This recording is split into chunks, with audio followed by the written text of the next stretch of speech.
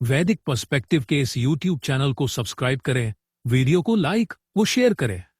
ओम त्रिह नः रयिं वहतम् अश्विना युवम् त्रिह देवताता त्रिह उत अवतम धियः त्रिह सौभगत्वम् त्रिह उत श्रवांसि नः त्रिह अस्थम वाम सूरे दुहिता आरुहत रथम। तीन हमारे धन का वहन करो, हे अश्विना पुरुष और अतयुगल तुम दोनों। तीन देवताओं का यज्ञ है और तीन रक्षा करने वाले हैं धारण करने वाले की। तीन सौभाग्य हैं और तीन श्रवण किए जाने योग्य हैं हमारे। तीन सर्वश्रेष्ठ हैं तुम दोनों के विद्वान के लिए। दोहन करने वाली पर भली भांति रथ के समान आरोहण करो। यह मंत्र ऋग्वेद के प्रथम मंडल के 34वें सूक्त का पंचम मंत्र है। इसके ऋषि हैं हिरण्यस्तूप, आंगिरस और इस मंत्र के देवता हैं अश्विना पुरुष और अतयुगल। और इस मंत्र का छंद है जगती और स्वर है पंचम। इस 34वें सूक्त के प्रथम मंत्र से लेकर चतुर्थ मंत्र तक हमने भाष्य को समझा है और हमारे सामर्थ्य के अनुसार, हमारी समझ के अनुसार आपको हमने प्रथम मंत्र से चतुर्थ मंत्र तक त्रिसप्त की महत्ता के बारे में हमने बताया है। त्रिसप्त का प्रसंग चल रहा है और इसके अंतर्गत इस मंत्र का प्रथम फुटनोट यहाँ पर हम समझने का प्रयास करते हैं। हम कोई विद्वान नहीं हैं, हम एक वेद के विद्यार्थी हैं जो कि वेद को सरल भाषा में समझने का और समझाने का हम प्रयास कर रहे हैं। और जो वेद के निष्कर्षों के आधार पर विद्वानों ने त्रिसप्त, जिसे सप्त मर्यादाएं कहा जाता है, वेद में कहा गया है सप्त मर्यादा कवयः ततक्षु। ये हमारे सीमाएं हैं, कुछ शर्तें हैं जीवन को सही ढंग से चलाने के लिए।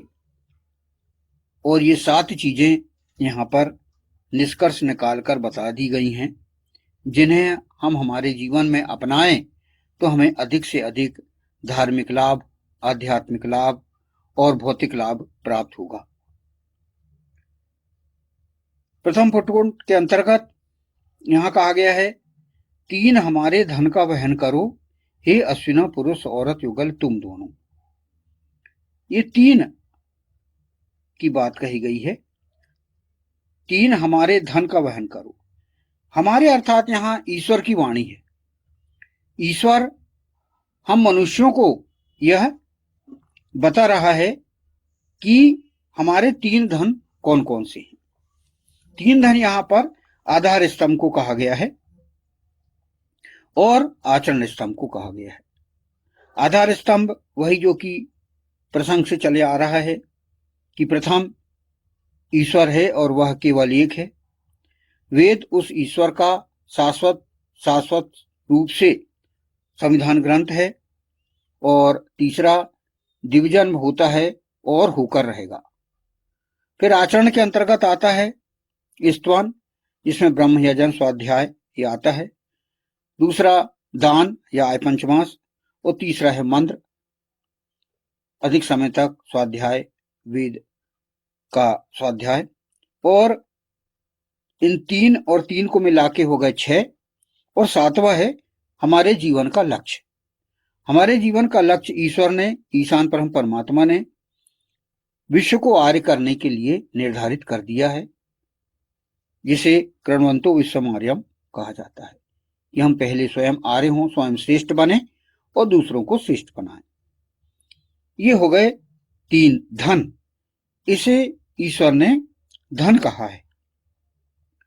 ये एक संपत्ति है जो कि ईश्वर ने हमें कहा है कि इसका वहन किया जाए, इसका हमें हमारे जीवन में लागू करें। हम 7 मर्यादाएं जो हम हमारे जीवन में लागू करें, जैसे भगवान राम मर्यादा पुरुषोत्तम कहे जाते हैं, उन्होंने इन 3 आधार स्तंभ और 3 आचरण स्तंभ और 7वां जीवन उद्देश्य की मर्यादाओं का पालन किया त्रेता युग में, और उन्होंने अधिक से अधिक उपलब्धि प्राप्त किए, ईश्वर के निकट रहे और उन्होंने जन कल्याण किया।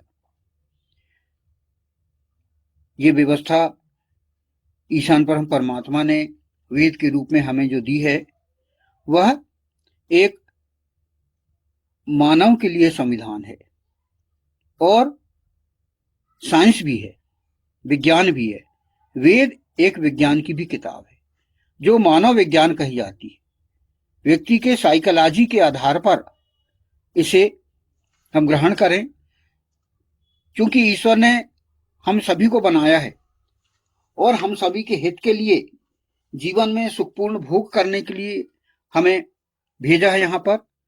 और उसने व्यक्ति का मस्तिष्क बनाया है और मस्तिष्क के आधार पर हमें एक जीवन व्यवस्था उसने दी है। एक मनोविज्ञान के आधार पर, साइकोलॉजी के आधार पर उसने एक व्यवस्था दी है, और जिसका हम पालन करें तो हम अधिक से अधिक लाभान्वित हो सकते हैं। यहाँ पर प्रमुख विषय है अश्विना पुरुष औरत युगल। एक दंपति के विषय में बात कही गई है। दंपति को आदेश दिया गया है, दंपति को सलाह दी गई है, जो कि विधिवत यदि उनका पालन करें तो वे भी धन संपन्न होने से कोई नहीं रोक सकता उन्हें।